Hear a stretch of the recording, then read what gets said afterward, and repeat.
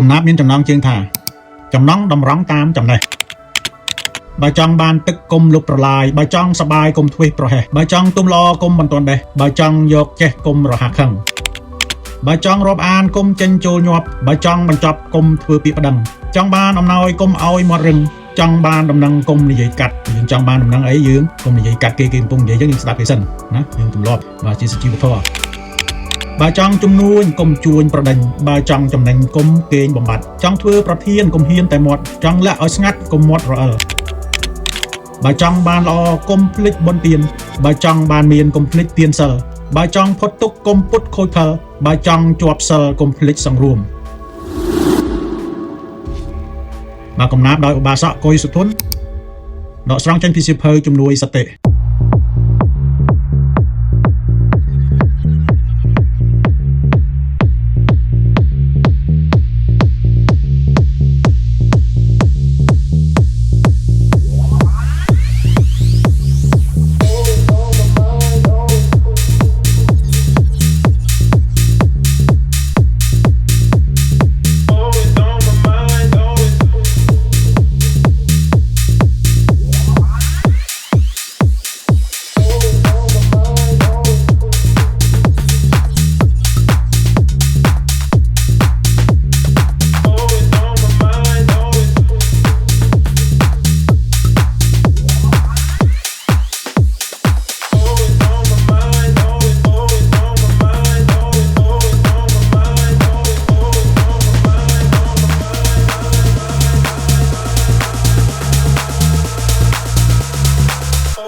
on my mind all the time.